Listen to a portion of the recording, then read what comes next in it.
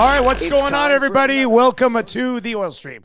Dustin Nielson and Tom Gazzola with you. Presented to you by Boston Pizza. Heart-shaped Valentine's Pizza Day. It's finally here. How exciting is that? Love it. Do you want me to respond to that? You don't do the heart-shaped pizza? I'd like to have a heart-shaped pizza. It's delicious. It sounds phenomenal. And I had a great, I think it was the honey bourbon barbecue pizza at BP the other day. So Saturday, if they could do that in a heart shape, it would be amazing. Happy Valentine's Day, Dustin. Happy Valentine's Day to you, Tommy. Thank you. Let me get to the question that everybody's asking. Do you have a hot date on No, Valentine's Day? I do not. I do have to. I got a happy anniversary. She's watching right now from the girl my mom wanted me to marry down in Nevada. Hello, Whitney. Okay. Thank you for watching. Happy Valentine's Day. Oh, that's nice. It never happened. It never happened. Yeah. So why not? She says I look hot right now. Thank you. I paid her to say that. What does she think about me? She loves you. Come on, where's my hotness? Yeah. Like, there's a whole you're killing me story here. There's a whole story behind it. What could have been? Damn. Whitney, you let this get away? She was supposed to come up here a couple months ago. And something happened. That's crazy. So my wife and I, we're gonna lady and tramp the hell out of a heart-shaped pizza tonight. I love it. That's just romance right there. Boston Pizza owns the heart-shaped pizza game. Brilliant move. Well played. Absolutely Boston brilliant Pizza. move, Boston Pizza. Fantastic. Yeah, extremely well done. Extremely well done. No Valentine. That's the end. So yeah, no Valentine. No eh? Valentine. Whitney is watching. I think that's She's probably the texting best me. thing for like a single man. Like the last thing you want to do is dedicate a date on Valentine's Well- Day, because then it's like, are we in a relationship right now? Yada Yeah. yada yada. No thanks. Yeah, because it's tricky. Like, especially if you're working on something, you kind of feel like you got something going, and it's like, it's Valentine's Day. And then you go too heavy on the Valentine's Day, and maybe it scares her off. Or if you go too light, she's not happy. You got to find that like happy medium, or you just kind of ignore it. And you're like, hey, I'll talk to you tomorrow. Don't do that. No wonder you haven't had like a Valentine's Day with a girl twice. Whitney just texted, she's like, you tossed me back. I did not. Whoa! I am all here for it's Valentine's Day. drama. Let me by the end of this, you'll be getting a ring. No. Yeah, you will. You will. She's gonna give you a ring. Oh, she will. Yeah, she would. That would be she would. He says, Yeah, listen she to would. this I think guy. she would. My goodness. My mom loves her. Like, Tell me what your mom thinks about Whitney. Whitney's beautiful, and she's smart, and she's funny. Oh wow. Yeah. Checks a lot of the boxes. Why don't you go and see her? I'm like, Yeah. Does she live locally? no. Well, no. then Whitney, what are you doing? I told you she was supposed Is to she come from up here? No, she's from Nevada. How does your mom know her? Again, long story that it could have been something different. Oh, okay. Yeah. Well, fun times nonetheless. Yeah. This is exactly how I expected Valentine's Day episode of the Oil Stream to go. I'm sorry, right off the top, but it is Valentine's Day. We didn't even get a chance to talk about it on the Hangout. That was an epic Hangout, by the way. Oh my goodness. And we have lots of time to go over the Oilers' 8-4 triumph over the Detroit Red Wings last night. But yeah, like we can have a little bit of fun. We're doing a little bit of Valentine's Day discussion, and I'm okay with it. I'm pretty sure Dean Millard and Will Fraser aren't going to be Valentines. Oh my God. Those guys bro hugged it out after. Oh, that was amazing. Yeah. That has potential to be an amazing show because Yes. all they do is talk you-know-what to each other the whole time, raising voices. And then after the show, they're like, that was awesome. And Yeah. I'm looking at it as like ESTCO being like, I heard you crank up the volume on the oh yeah, TV. I couldn't hear the TV because you guys were so bloody loud. In I the didn't hangout. say a thing. I had to have the TV at like 20. You Because and, you guys, I couldn't. Like you guys were too loud. I was trying to listen to it properly out here. you and Surveyor Brett with the memes I just saw were hilarious. And yeah, like Maddie and I are like, okay. Like I'm telling you right now, I disagree with that. Will Fraser, Dean Millard, middays, phenomenal. Edmonton Sports Talk. I love it. I disagree. It could be an hour long, where they just sit here and debate. It's like you got Zach to come there, pissing his pants, sitting between these two guys, and he's just asking them topics like, so Tiger returns. What do you think about that? And then Dino goes off, and then Fraser goes, I disagree with that. Like I'm pretty sure they could have an argument for no matter what the topic is. I know. It's legendary. It was phenomenal. Like, and then the other thing too is like the texts that were coming in, and I didn't see the nasty chat. I was following the text line, And the stuff that was coming in, like people yelling at like Dean, people yelling at Will, people yelling at me and Maddie for not doing anything. I'm like, I don't know. What do I do with my hands right now? This is amazing. I'm like, these are guys that I'm just listening to. I'm like, this, go on. The surveyor Brett pops into the nasty chat again and goes, wait, Tommy was on the Hangout? If you were actually listening on TuneIn or at EdmontonSportsTalk.com, you might not have known that you and Matt were there. I barely said anything. And I was just like, this is fine. I was laughing so hard. Those two guys were going back and forth on something, and then you just chimed in. You're like, it's like data mining. And then they just kept going. Like, all you did, you're just like, it's like data mining. And they just kept going. They didn't even care. They didn't even care. Yeah. It's like you were not even there. I thought I made a brilliant point. It was, that was we've had some good hangouts. Yes. You know what? That could go in the mix for an EST, an ST. Yeah. That could be an ST.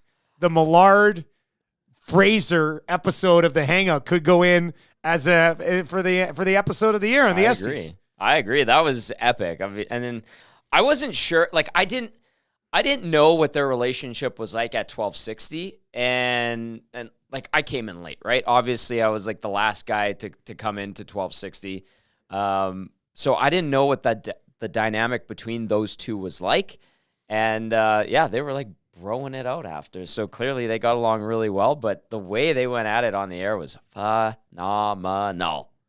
I'm just going on my Estes list here. Add it. Putting an episode of the year. Add it to the Phrase list. And Millard on the Hangout. We got to make sure that happens again. I mean, they should be in exclusively. That was incredible. Yeah, and like the vitriol coming from the texts, I was like, oh, we're onto something here. This is good. So I love it. Not here to just agree with each other for 2 hours every day. Which is good. That's a great thing. That's what you want. Yeah. That's what you want. Spency 5 cents, he asks, and Jasmine over in the inbox right now at 780-218-9999, 780-218-9999 says, I love this Valentine's Day edition episode. You would, Jasmine. Right now. And Freezerbank says, more Tom Gazzola talk, please. And he also claims Fraser is clearly just trying to get a job. We still don't know. He doesn't need a job. Fraser's been coming back here for 5 months now. Fraser lives I still don't know if he has a job. No, he's hilarious, but that would be great. Anyway, Spency 5 cents, he asks, if you have any Valentine's questions or love questions for the love guru over here, Tommy Gazzola, send them in. And then we're obviously going to talk Oilers here. Offensive problems. Sure. Be gone. Be damned with you.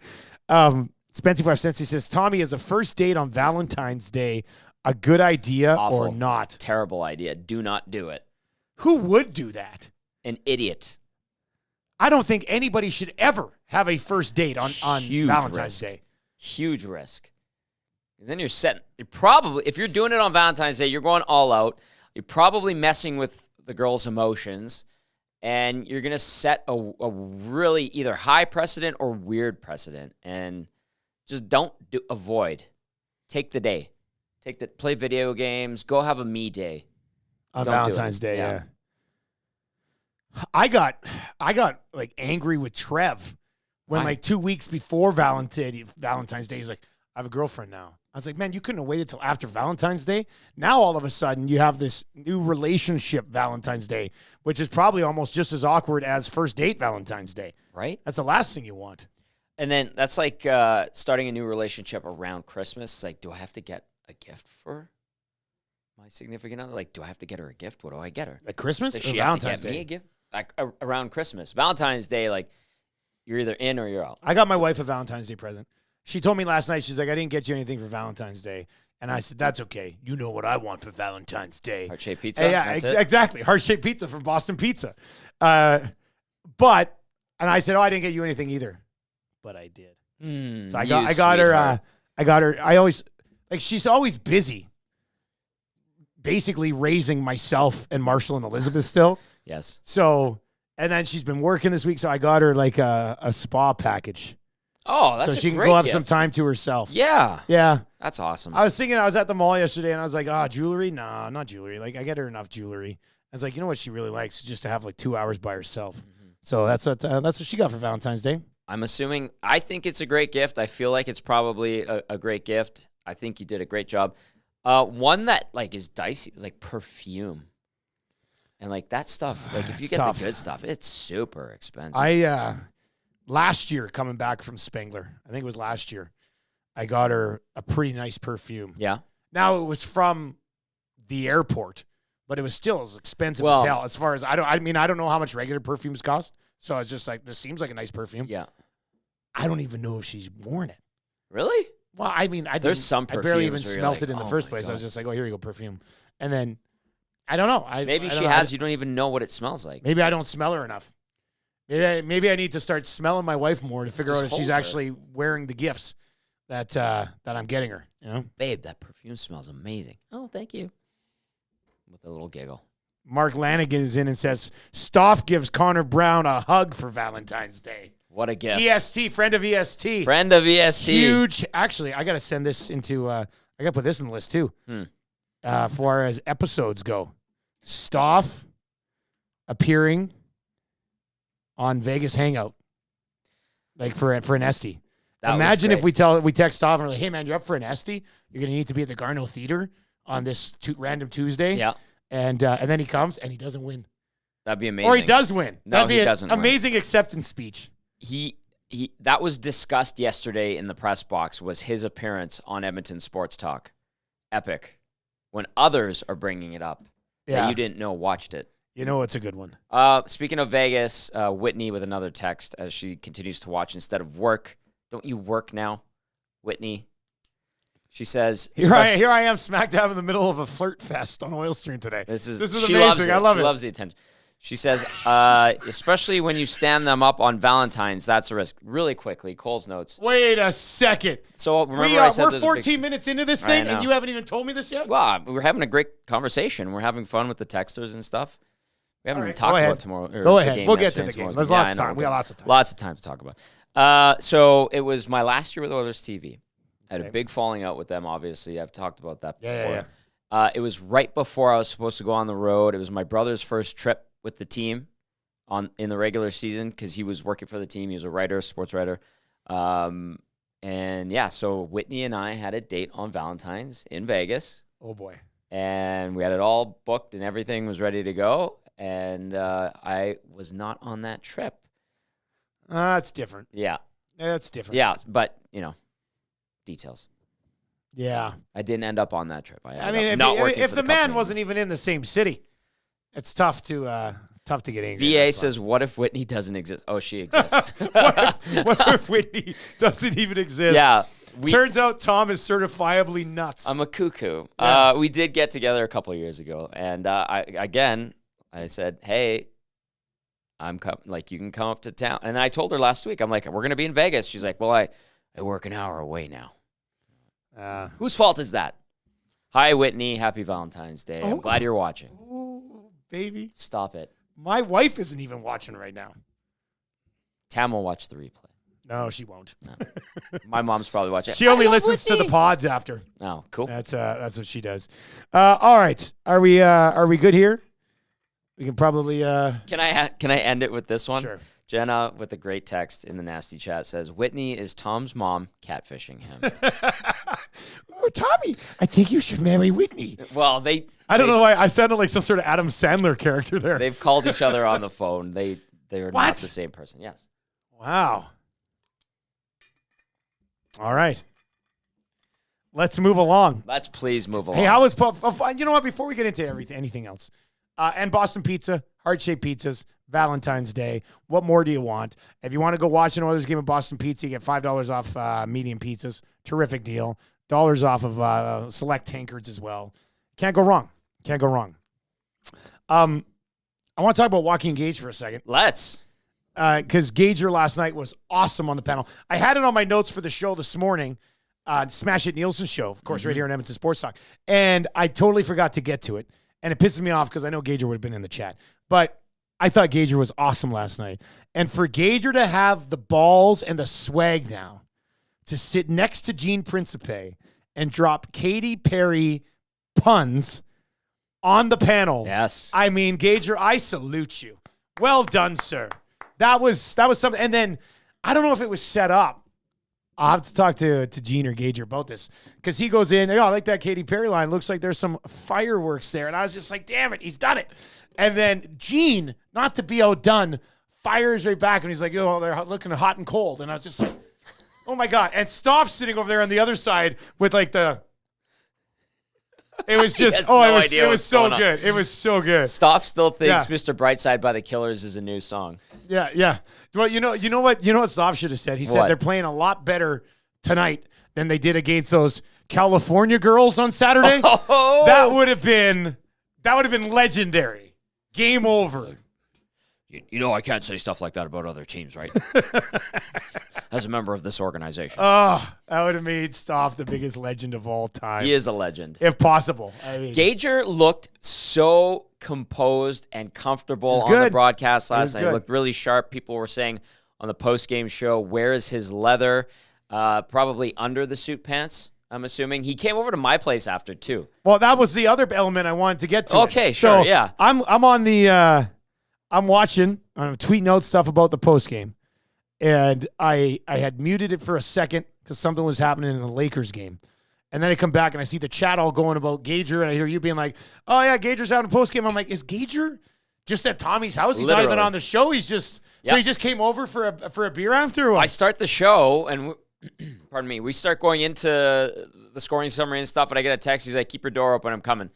And I was like, okay, I knew he was at the game, and I knew he was on the panel.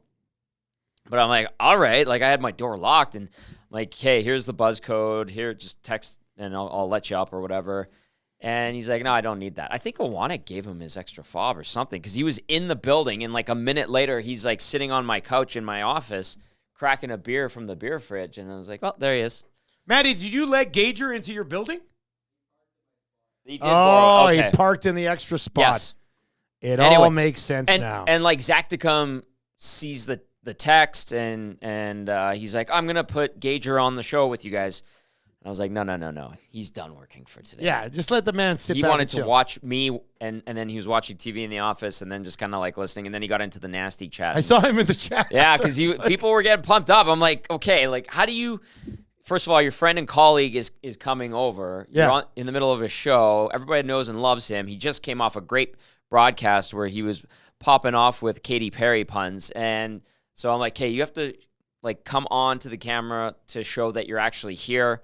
And then we were having people like, what does Gager think about this? What does Gager think about that? I'm like, please just get into the nasty chat so I don't have to answer these through you, which I was still doing. Good vibe on the post-game show last night. That's kind of where we continue here. Yeah. It looked, well, I mean, I was in there for quite some time, and people were fired up. Now, there were still actually things to discuss from that game. I thought Cass did a great job breaking down the third goal, the Kane goal. So you guys, I mean, but it was a good vibe. It was a good vibe in there last night. People were fired up. It was. You know, the second period was not particularly great. You heard Chris Knobloch talking about that. We saw Warren Fogle get demoted to the fourth line. We saw Dylan Holloway get bumped up he had some time with McDavid, and then he got bumped up to the Draisaitl line. It was the Katy Perry line no more, but I mean, he was rewarded. Penalty kill has become a bit of a sore spot lately. Although it had a great run leading up to these last 3 games where it's been pretty leaky. And then no complaints about goal scoring yesterday. How about that? Well, I mean, I kind of went off a little bit on the show this morning. Like, goal scoring was never an issue. No. Like, yeah, they got shut out. Teams get shut out. It was the second time this year. It happens. First time since 2 times they've been shut out October, this year. yeah. Okay, so they got shut out in October. They got shut out again here. They're 7th in the league in scoring. They scored 5 goals 2 games ago. Yeah. They put up 8 last night. I still had people like, who was it? One of the guys on Twitter last night. I tweeted out my 3 quick thoughts, and I said, apparently, you know, offense is fine. And I put a little comment. Then after I said, it always was. Someone's like, it hasn't always been fine. I'm like, go look back at it. Yeah. Like in their last 25 games or 26 games now, they've scored less than 3 goals 5 times. That's it. Like they're scoring at a pretty darn good clip. It's not the 4 goals per game that you would have seen last season, but it's still 6th in the bloody league. And so with really nothing going on the power play right now, because they're not even getting power plays right now. Yeah. None last night. I don't know. I fought that narrative all day yesterday about the Oilers people are concerned about the Oilers offense. It kind of felt good to see him score 8 5-on-5 goals last night. But this one guy tweets back and he goes, yeah, but, you know, they didn't get any points from Brown or McLeod or Fogle last night. Somebody made that argument. Yeah. I'm like, but they got like points from like 10 or 11 other guys. Yeah. Cody Ceci had a multi-point night.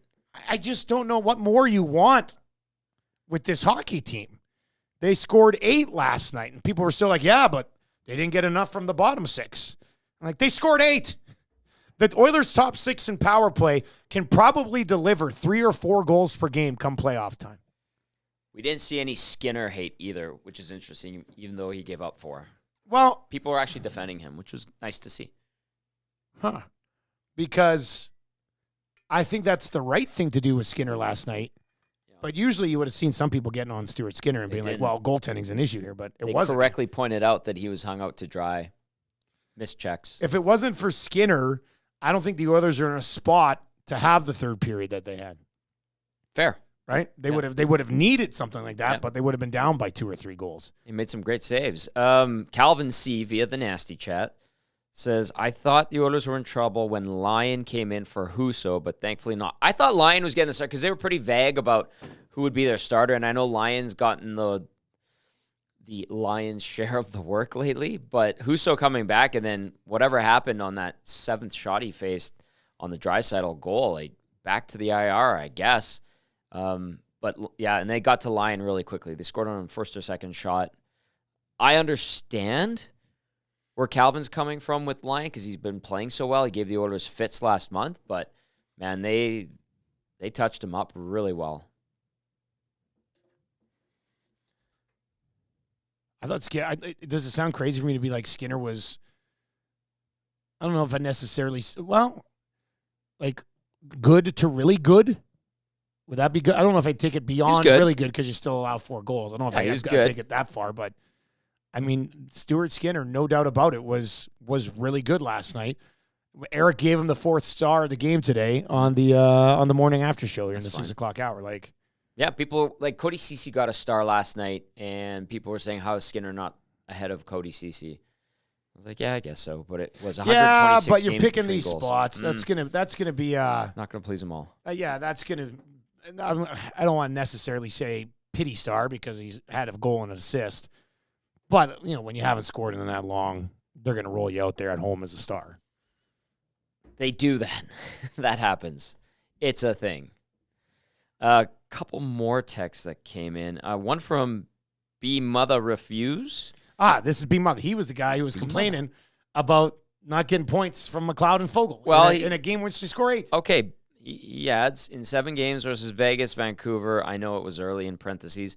And LA, the Oilers averaged less than 2 goals for per game and over 4 goals against per game. They got crushed by Vancouver. I was going to say, how much does that one game against Vancouver completely skew those numbers, though, man? They did beat LA early in the season. They did beat Vegas early in the season. Vegas win was overtime or a shootout, if I'm not mistaken. Same with LA. Were those tight, low-scoring games? Yes. Were those types of games that you would play in the playoffs? I feel like it was 4th. I have to look at the schedule here to go back to the wins. I'm gonna do that right now, Dustin. The Kings one was 3-2 at Christmas time. I was gone for that one. I was overseas when that happened. Wasn't it 3-2 shootout? That was a tight game. That was a shootout, wasn't it? Yes. Yeah. Yeah, it was. And then the Vegas win was 4-3 in OT. And that was on November 19th. Justin of Balgoni says 18-2 in their last 20. Took this one down 8-4. Good times. Good times. You would think. Not for everybody. 17-2 in the last 19. Because they had 16. Didn't get 17. Oh, yeah, 18-2 in the last 20. Yeah, geez. Sorry, Justin Balgoni. I doubted your math. You got it right. I'll never do that again. Yeah, 18-2 in the last 20. Yeah. Technically have scored 14 goals in their last 13 goals in their last 3 games. Shut out on one of them, but still 13 goals in their last 3 games. They can score. It's not perfect. Defense was sloppy, and actually their entire play was sloppy in the second period. Like collapsing, not picking up checks. The odd man rushes popping back out of nowhere. And odd man rushes that were happening like low in their zone, Hadn't seen that in a long time. No, it was not good. Someone compared it to Oilers' defensive coverage from the early part of the season. I was like, yeah, that's a very valid point. And then in the third period, way different. They start playing like they're big boys and Look what they did. 5 goals in the third. X-Ray J is in and says, I was nervous 4:07 into the third when fans started the wave with a 2-goal lead. Love that. X-Ray J, I'm glad you brought that up. Gager said he scolded fans in the building. Did he? Stop. Don't do that. Stop it. Stop that right now. I saw it start because we took the kids out for Valentine's last night. Yeah. So I got home. I was a little bit behind on the game by the time I got into it. And when I saw the wave pop up in the third, I was like, yeah, careful now. I ignore Careful it. with the way that the Red Wings had been pushing. Mm-hmm. I was like, just be a little bit careful. 3-goal lead, wave away. Wave away. What do they say about 2-goal lead? Worst lead in hockey. Worst lead in hockey, worst lead to do the wave to. Got away with it last night, though. Propane Pimp is in. You can text us anytime, 780-218-9999. Oil Stream presented to you by Boston Pizza. You can also hit us up in the nasty chat if you're listening on TuneIn or at edmontonsportstalk.com. Easiest way to get hold of us would be with the text. 2 things can be true at the same time, though, boys. We cannot be concerned about the offense and need a couple of forward upgrades. A top 6 right wing to play with 29 and 91 pushes Perry into the bottom 6, and a solid 4C helps balance some defensive minutes. Yep. Yeah, That's fair. I don't think we've sat here and claimed trading for another top 6 winger would be a huge mistake. No, of course not. I know I have said that I don't see them being eliminated from the playoffs because they're lacking another top 6 winger. Like, I don't think Fair. that's the death blow for this team. That doesn't mean I'm sitting here going, well, you can't pump a bunch of assets into another top 6 winger. By all means, I've said it before. That's fine. Use the powder. Keep whatever the powder you do dry. Use the powder. Use the powder. Use the powder. Pop Someone it in. call low tide right now. Into the How do mullet, we use the this gullet term? thing. Use it. Muzzle. Go do it. The muzzle. Loader. Use that. Yeah. Go out and do it. So you're right. I mean, that's probably the better way to look at it. You're not concerned about the offense because they're top 7 in the league. But sure, why not get another top 6 for it? Because as we discussed in the Oil Stream 2 days ago, it moves guys down the lineup to where they should probably be. Balance. Strength in the forward unit. And I like that. I think that would be a nice, not problem, but it would be a nice situation to put yourself into if you had that nice balance and strength of the entire forward unit, and then you actually have a fourth line that you can kind of trust. Whereas right now it's a mishmash. Like Derek Ryan should not be your fourth line center. He can moonlight. I think Janmark gets in. And at what point do we say enough of the Connor Brown thing? Some people liked his game last night. It's just not there, man. Did you just give me side-eye? I side-eyed you. I said some people, not me. Side-eyed you again. Yeah, I know. Where was that? Who liked it? A few people in the text line last night on postgame. I think I was just trying to be like nice words of encouragement. Why? Why waste that energy? It's not happening for him this year. Imagine Connor Brown doesn't score a goal in the regular season, doesn't score a goal in the playoffs. Game 7, Stanley Cup final overtime, Connor Brown scores. That's the super. And that's it. That's the end of it. Klima. Wouldn't that be something? Peter Klima, yeah. How's That would be amazing. That would very unlikely, but that would. And be you're amazing. negative. No, I'm just. Do you think it's unlikely that Connor Brown's going to score the Game 7 overtime winner in the Stanley Cup final? You're Come on, right. Tommy. It's gonna give happen. the guy a chance. Yeah, sorry, my bad. Silly me. Mark is in and says Gagne deserves to be in more than Connor Brown. Yep, I agree. I mean, who would be opposed with just rotating those 4 guys on the fourth line? Do it. Janmark comes back in. Brown goes out. Gagne slides in. Derek Ryan comes out. Janmark plays the middle. Brown and Gagne on the wings. You just keep going. That's fine with me. Keep those legs fresh. Somebody gets a break. Where do you come out on this one from Zedmo? Adam Ernie should be dressed before Connor Brown. Hard to argue that, to be honest with you. It's hard to spin any argument in favor of Connor Brown right now, just for obvious reasons. Yeah, he did get an assist last night, though. But you're right. Connor Brown had an assist last night? Yeah, I had a point. Double checking that just to make sure. Double checking. Doesn't really matter either way. It does not matter. Irrelevant. Portions of the Oil Stream are brought to you by One Putt Virtual Golf. It's one of the best and most accurate indoor golf places in the city for serious and casual golfers. They've got 6, count them, 6 TrackMan bays. Perfect place to golf and hang out with your friends while catching the Oilers game and crushing some EST 6 o'clock or lager. Their Spring League sign-up is now open. Man, are we that close? We're that close, We're that close buddy. to Spring League sign-up? Yeah. My goodness. Brown did not have a point last night. Okay, I didn't think so because somebody was bitching about him not having a point. That's why I was a little... I'd like to correct myself there, and I apologize. Is it Valentine's Day? Is it rattling you a little bit? No. Oh, okay. Whitney's still texting me, though. League starts on February 26th and goes for 8 weeks, guaranteeing that you'll be able to finish the outdoor golf before the outdoor golf season. Makes sense. This is like your training camp. This is golf training camp here right now. I grabbed Spring the putter League. yesterday, or the other day. Yeah, you told me you were it just felt so nice. Real nice.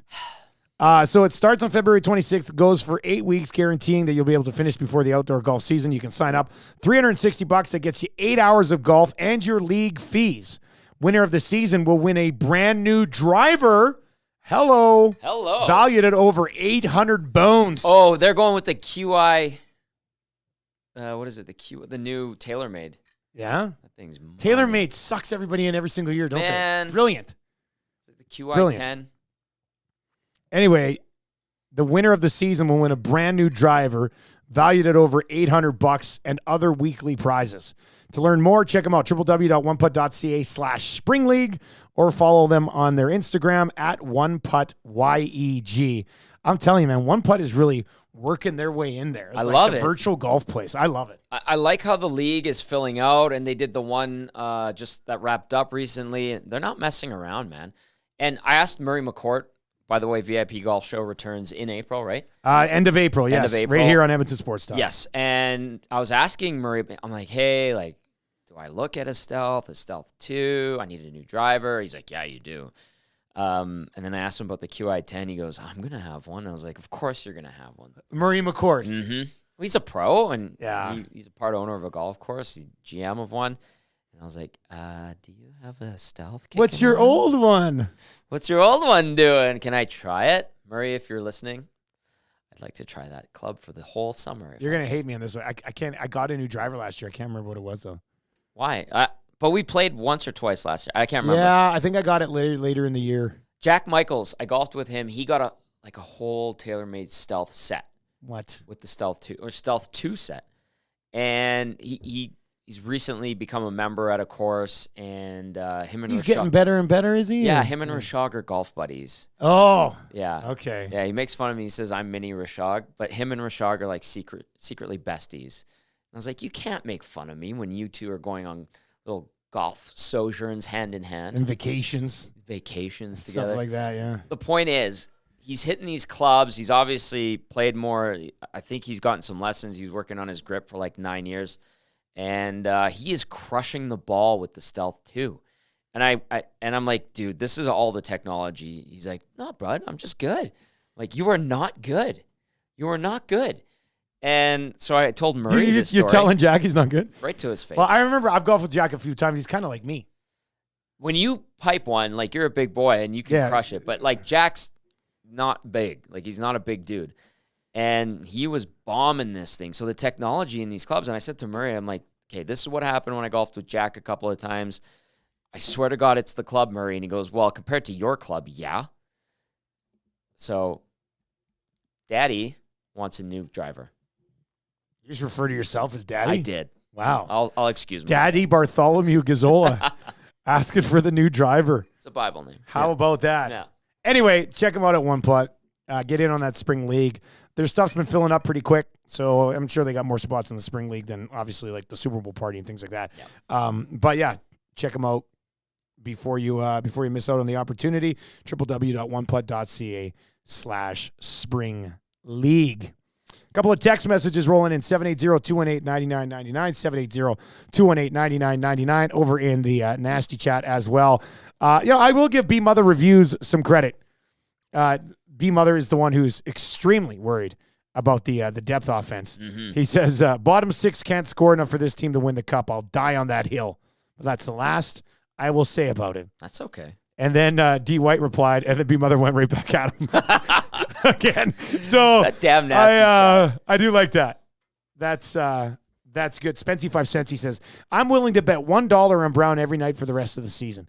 I think it might actually make money. Not that confident though. I don't even think Brown pops up on boards anymore. Man.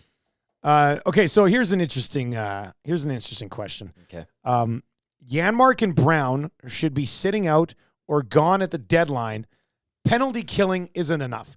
I mean, we can talk about the sitting out. We can talk about the deadline stuff. Somebody's out asking about Fogle if he keeps playing the way he's playing. Is he around at the deadline? So but is penalty killing enough, Tommy? This guy said, Rob from LA says penalty killing isn't enough. And when these guys have to be worried because the reason they're hanging around the lineup is because the penalty kill was going very well. Penalty kill right now has fallen off. So maybe they do need to start be worried about their spots a little bit. But even if penalty kill gets back on track, is just being a penalty killer pretty much exclusively because you're getting nothing from these guys 5-on-5. Is that enough? I am all tied up. Yeah, you are. That's weird. What's going on here? In this scenario, yeah, because they have no one else.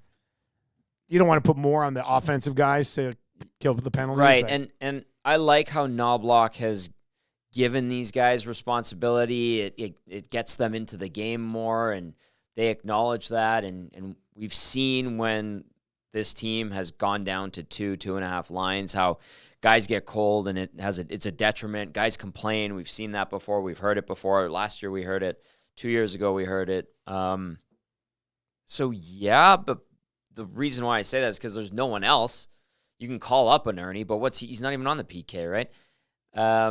I do think that Janmark, regardless of his lack of production lately, should be ahead of Connor Brown just because his puck touches are better. Brown with the puck.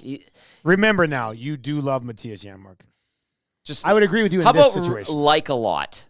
Let's downgrade it to Valentine's like a lot. Day. Let's bump it up to love for today. With a heart. You can go back down to like before or tomorrow. I don't love him. I like him a lot. Okay. Is that fair? That's fair enough. I know it's Valentine's Day. Yeah. There's no gift here, though. No.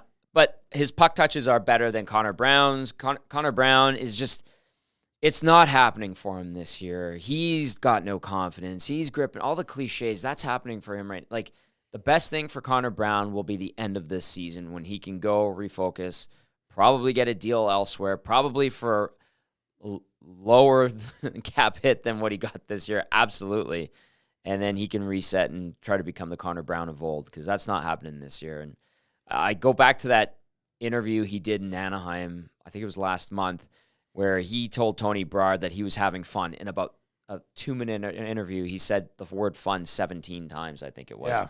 Clearly, he was not having fun. He's not having fun, and it's in his head. And when he goes out there, it feels like Groundhog Day, I'm sure.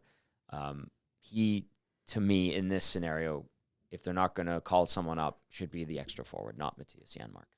Somebody was asking, and I apologize who lost it in the messages here. Oh, here we are. Calvin. Do you think Brown is being shown more patience due to his Otters connection with Knobloch and McDavid? Because they know, like they're like, no. This guy has it. He can do it. Like, I would probably lean towards like 90% no. But he has been healthy scratched. Not often. Chris Knobloch. Not often enough. No, it was like one game. And then remember they had an injury. He got back in. Yeah, not often. I would say highly unlikely, but I can see why there'd be a sliver of it there. Yeah, maybe it's not like they have. Loyalty. It's not like they have a bunch of other options. Well, I know some people say, well, you could easily send him down and call this guy up, call this guy up. But like from a night to night perspective, it's not like there's two guys knocking on the door to get, and they've got the one, and it's Janmark or it's Gagne, and that's about it right now. So, I can see why you would ask that. I don't see a lot of Erie Otter like secret handshakes happening in the locker room or anything. Wouldn't that be something if there was? Although was? Sherry Bassin was in town 2 weeks ago. He, of course, being the former owner of the Otters when McDavid and Knobloch. Popping in to see everybody. Very nice guy. I enjoyed talking to him. He was very nice. I saw Bob introduced me to him. Thank you, Bob. Or Robert Bartholomew Stoffer. We're talking friend of EST. Friend of EST. With the introduction. So kind. No big deal. It was really nice to meet him. No big deal. Yeah, anyway. Portions of the Oil Stream are brought to you by Popeyes. what I got here, Tommy. Don't get too mad. Baby. Don't get too well, mad. This. Sorry, I respect that because that's important. You know what this is? That's an announcement. This is some more on that later. Yes. Not today. Well, a little bit today. You gonna tease it? But we're gonna put that picture out. Yes. But as we should. So anyway, these are the Oilers collector's cups from Popeyes. Okay, I guess I can turn them upside right. So starting today, Valentine's Day, the final one. These three have already come and gone. Ekholm, Nurse, and Hyman. The Oilers meal has already come and gone for these ones. Today, it's the Nuge. The Nuge starts today. It's available for just under 2 weeks.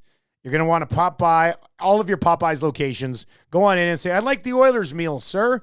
And then they'll say, okay, you'll want a Cajun or a regular, or a spicy or regular chicken sandwich. Spicy, of course. I'd probably go spicy as well. You get the nugs. You get the Cajun fries. Real spicy meal shaping up here. Yeah. And then you get the collector's cup in addition to a medium drink. And then you get the cup separately. Just in case you never want to drink out of it, you can just keep it as a collector's cup. I love about 1.5, 6 o'clock lagers in here for sure. You definitely could. These are great cups. They're actually like sturdy. High quality. Those are good cups right there. Listen to this. Not refrigerator. They're you look them up. Safe. They're dishwasher safe. Yeah, it's on the bottom here. It shows the little label. They're really, really nice cups. I have a jersey thing for the end, by the way. I know I get mocked. For jersey guy. At the end. It. Okay, right at the end. Save it for the end. Don't let me wrap up before the jersey. I'll interrupt you. Don't worry. Right here at the end. Yeah, jersey thing. Update. Jersey thing. Jersey thing. The Oilers will wear these jerseys. This is a side jersey. Is this a jersey thing already? It is not. They'll wear these one more time, by the way, on February 24th. Calgary. Against Calgary. Again, and then they're done. Oh, the coach is in. What's up with the coach? Hey, boys, I just picked up the Nuge cup at lunch. Boom.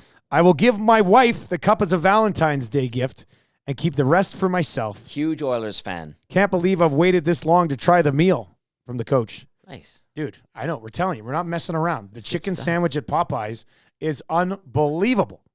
Plus, you get the cup right now. So, there you go. Ryan Nugent-Hopkins released on Valentine's Day. That can't be a coincidence. I know what Furby's up to. People love the Nuge. Brilliant.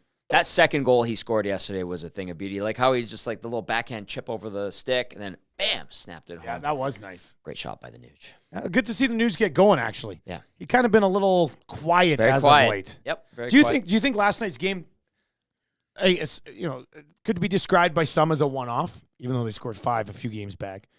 But do you think last night's game gets the offense kind of ramped back up a little bit, or is that just not who they are anymore? Like, I didn't think that the offense went away. Yeah, they played like crap on Tommy, Saturday. please.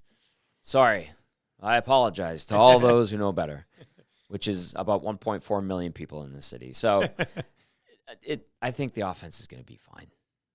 Are they going to start popping off for 5 and 6 tonight? I don't think so. I don't think that's the focus. Like, they want to be comfortable in these tight games. They want to do things the right way. They got away from that last night, and then it forced them to open up a can of whoop-ass in the third period. But I think they tried to go back into playing a more controlled game tomorrow night in St. Louis. They're going to have to on Saturday afternoon against Dallas, and who knows what we're going to see in Arizona. But I think the focus will be trying to play hockey responsibly and focus on defense and not, giving up pucks in your own zone and hope passes and stuff like that, because when they did that last night, they got burned. This text is in and says, speaking of Stoff, are we ever going to find out what the whisper was in Vegas? That's in from Matt. What did he whisper? You don't even know about the whisper? I must know. I must say, well, after he was on with you guys. Yeah. Are you sure you don't? Maybe I remember. I feel this. like I know what it is, but I can't remember. And we're not saying it. After he was on with you guys, he left for a bit. Then I came down to do lock shop. Oh, yeah. And he leaned into me and he said, "Is your mic off?" I said, "Yes, it is, Stoff." And he leaned in my ear and he whispered something to me. And that's the Vegas whisper. Yes. People are going to want to know forever what the Vegas whisper is from Stoff. I remember that. Maybe one day, the Vegas whisper. He was very chipper in the press box that night, and he likes us, and we like him. He likes us. So and at the rink, and like, well, that might not be the last time. And I was like, Bobby, don't you tease me like that. I love that guy. That's good. Holloway goal. Let's talk about that for a second. Nice goal. How about the effort on that one? How about the game he had? This guy's trending towards getting a Popeyes Cup one day. I hope so. Good for him. That was I like to see him get rewarded. Go to the net hard. Good shot by Bouchard to put it at the glove, and then Holloway cashes in by crashing in. That was got bumped up deservedly so. Leave him there? Why not? Why not? Why not? Like, Fogel's not going. Well, and then you can Perry's move Fogel back over to the left kinda, side, McLeod and Perry. Fogel, you McLeod, let Perry continue to ease his way in. What's it been? 4 or 5 games now for Perry. 4 games, I think. Yeah, and like there are times where you see Perry out there, you're like, oh, okay, that was all right. And then there's other times where it's like, yeah. He's not going to win a foot race between now and the end of the season. That's for Probably sure. not, but I don't see if Holloway's going and you're looking for someone on that right side on the second line, why not? I'm here for it. Your friend Jack on the call last night because I was watching at home. What did he say? He said because Jack does like to. I mean, he's great. He said last night, he goes, I wonder if that Holloway goal might be a turning point in his career. And I was just like, yes, I love this. Like, that's his 3rd goal of the season, but a diving effort for it. Do you think the Holloway goal is a turning point for his career? And no. I mean, but I'm gonna take Jack's side. When he first said it, I was like, Jack, come on. But I'm gonna take Jack's side on this right now momentarily. Okay. Because what if because of that goal, he continues to get bumped up the lineup, starts to click with Leon Draisaitl, and is locked in for the rest of his days alongside number 29 or number 27 if you're listening to Scuba Steve on Kind of Easy Trivia yesterday. That all makes sense now because people were talking about jerseys yesterday, and they're like, can't wait for my Fanatics number 27 Draisaitl jersey to come in next year. Well, first of all, that sounds like something Fanatics may end up doing. Yes, anyway, we'll get to that in a little bit. But, I mean, so it sounded crazy at the time. Jack's right. I hope that Jack's right. But, like, I think Holloway was always, like, the intent was for him to become a top 6 winger, maybe moonlight as a centerman. Like, he has the potential, and people talk about his offensive upside, and when are we going to see it? Where are we going to see? He scored a nice goal, his first goal of the season in Seattle. The second one, I think, was a tap-in, if I'm not mistaken. That one was a hard effort goal. I like it. Maybe it does unlock things. Maybe the confidence starts to come through, but he's never backed away, shied away. It never looks like he's lacking confidence, like he's hanging onto the puck. His puck touches are good. He gets knocked down. He gets right back up, so to speak, physically, like literally and, metaphorically. I think he was always going to trend towards that. So if this is where he starts to pop off, as Bob likes to say, since we're referencing the play-by-play team a lot today. Kane, Draisaitl, Holloway. Sure. Let's see it. Why not? Why not? What's the argument against seeing that? Because Perry has to be up there? Because Fogel has to be up there? They don't. They don't. They shouldn't be. So why not? Yeah. Why not? Give Dylan Holloway 17 minutes and play him on that second line and just see what happens. Holloway is earning that look right now up there, right? Just like how Fogel earned that look up there. Fogel went on a nice little stretch. He's had an overall pretty good season. Last night, not good. No denying that. Yeah, one of his worst games of the entire year. Yeah, that one giveaway that got him demoted off the wall right into the slot, and the Wings get a chance. Like, that was terrible. And Knobloch demoted him for that, and I don't think anybody's going to argue against that at all. But Holloway doing things right, playing the right way, good in his own zone, he's earning that look. And if he can stay there, fantastic. It's open. It's basically open unless they make a trade for another top 6 forward, which it sounds like that's something that they're in the mix for. Let him. If he's going to give you good games and put up numbers and tilt the ice in the right direction, then yeah, that's awesome. Good for him. 6 points for Connor McDavid last night. That's it? Only 6. No goals. I'm worried about that. 6 assists. The first player since 1944 to put up 6 assists in a game when his team had no power play opportunities. So you got to go back 80 years. He did something that hasn't been done in 80 years by Wayne, by Mario, by anybody. This guy gets 8 or 9 points in a hockey game, doesn't he? I would think so. It happens, right? Like, that's he how gets crazy the this is. 9-point night. Yeah. If he wants it. Because I think Louis, at the end of the broadcast, right before we flipped on to the post-game show on EST, I think he was talking about, like, how McDavid doesn't, like, give up on a game when it's in hand, but, like, instead of that extra... But maybe one night he goes, you know what? Tonight's that night. Yeah, someone pisses him off. They're routing a team, and then he goes, I've got 5. Gets a couple bounces early in the game. I want 9 tonight. That team, bunch of jerks. I'm going to shove it down their throat. I said this morning that I'm almost kind of disappointed that he already hasn't had 8 points in a game. I know a guy who has. He's just so ridiculous that my prediction this morning was that he will have an 8-point game in his career by the end of 2026. Like by New Year's Eve 2027. Like that. I could see it. December 31st, 2026. There were 2 guys on that Oilers bench last night that have 8-point nights. Neither one of them is Connor McDavid. Isn't that crazy? Gagne. Try some? Coffee. Oh. I was just like, what are you talking about? There's a second guy that's got 8 points. Yeah, man. Okay. Yeah, Crazy. I guess that kind of counts. How does it not count? Well, he's not on the bench as a player. He's literally on the bench. Yeah. Is he? He is. Oh I just don't think. I don't. That's. You're right. I mean, Yes. they do have 2 guys on the bench that have 8 points. Anyway, Soon I to think be McDavid gets 3. 8 or not. Yeah, he's gonna get it. I think he can get to 9. He's gonna get it. It's gonna be a late season game, like a throwaway against San Jose, and he's just gonna go out and put up 8 bloody points. It's gonna be nuts. Because he don't care. He want that number. Let's see here. Spency 5 cents. He says, in my NHL 21 be a GM mode 4 years ago, I traded Ovechkin and Laine, then won 4 cups in 6 years. He traded for Ovechkin and Laine, then won 4 cups in 6 years. So that would have been with the Oilers, traded for 2 right wingers who can score. Well, and look what happened. EA Sports is always Look right. what happened. Always right. Blues, Stars, Coyotes. Thursday evening, Saturday afternoon, Monday afternoon. What are your expectations for the trip? Win 2 of those games. Yeah. Just win 2 of them. You come home from a 3-game trip with 2 wins against the Blues, Stars, and Coyotes. I think people shouldn't be pissy about it. They will be, but win 2 of those games. Some will, not all. Most will be satisfied. I'm trying to figure out what the combination would be that would make them pissy. A loss to Dallas, because one thing that is So coming beat the Blues, beat the Coyotes, lose to Dallas. People still mad? Here's why. There's a bit of a growing murmur, let's call it, that they're not beating the quote-unquote good teams. You beat the Stars, people, okay, satisfied. Good, you beat the Stars, they're a good team. So, if you Blues lose to and the Coyotes. Stars, you would have lost to Dallas, you would have lost to the Kings, you would have lost to the Golden Knights. Yeah. So beat St. Louis, beat Dallas, lose to Arizona on the back end on a weird Monday matinee. Well, people will complain about that.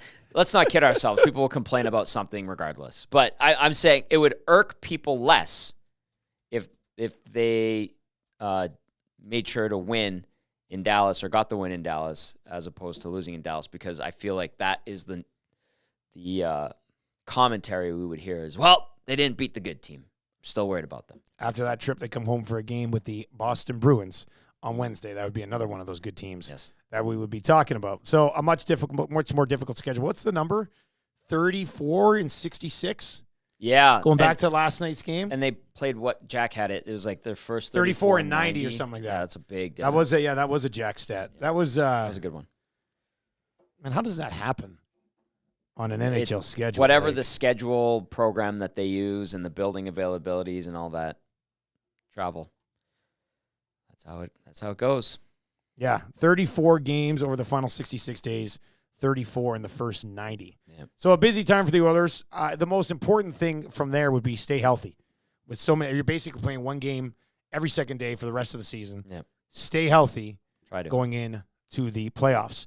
All right, before we wrap up the oil stream today, which is presented to you by Boston Pizza, Tommy Gazzola, you said you had a little bit of Jersey. Yeah, info. a little. What's up? It's just a little side note, but we saw the MLB fan base, or I should say fan base is like blowing up about the Fanatics jerseys. Even the players are saying they feel cheap, they don't fit as good. That's when you know it's bad. And I read like the press release about Fanatics and the new material that they use. I was like, ugh, these look like crap. And the next conversation was, well, the NHL is going all the way to Fanatics next year, which is true. I was told by a VP of marketing in the NHL yesterday that they saw a jersey from Fanatics for next year, and it's identical to the Adidas one in terms of material and quality. It's coming So from you literally can't even tell the difference. It'll say Fanatics. They might change the cut or whatever, but the material and all that, and it came from the same manufacturer and same manufacturing plant in Quebec. Now, as for like the fan merchandise and the replica jerseys, we'll see. But I was reminded that here in Edmonton, talking to someone else, they're like, hey, the Fanatics did the Heritage Classic replicas, and there was minimal pushback on that and complaints about the quality. So that might be a good sign. But yeah, just a little Fanatics. So baseball's getting screwed? It's awful. It's bad. I read an article about it yesterday, and someone's like, basically you're getting like the T-shirt, screen printed T-shirt with some buttons on it from Fanatics for the low price of like $170. Really? That's how bad it is. Yeah. Not ideal. Yeah. Not ideal at all. Yeah. And then Whitney, one last text from her. She says, what ring size do you wear? Oh, somebody's not in Valentine. Love. No Valentine's. Tommy Gazzola, what do you think about this? Naughty, right? Naughty. Don't say that. Remember we used to do that? Yeah. No Valentine for Tommy this year. Tommy and Whitney sitting in a tree. Kissing. There was a time. That time has passed. Mr. Valentine's over here. Oh, I'm Mr. Grumpy Bear. Oh. All right. Well, that's going to do it for us today. For Mr. Grumpy Bear, I'm Mr. Lover. And that's going to do it for us. We have a Nielsen Show replay coming up right here on Edmonton Sports Talk. If you're listening on TuneIn or at edmontonsportstalk.com. Back tomorrow morning with the Nielsen Show. Early pregame tomorrow as well, 4:30. Yes. Hudson's. Tommy will be at Hudson's on White for the pregame show, which will be a lot of fun as well. So make sure you make plans to pop on by after work pregame. If you want to stick around for the entire thing, we'll be doing postgame from Hudson's on White as well. That's going to do it today. Huge shout out to One Putt Virtual Golf. Our friends at Popeyes pick up the Nooch Cup today with the Oilers meal and presenting sponsor of the Oil Stream, Boston Pizza. For Tom Gazzola, I'm Dustin Nielson. Enjoy the rest of your day. Take it easy.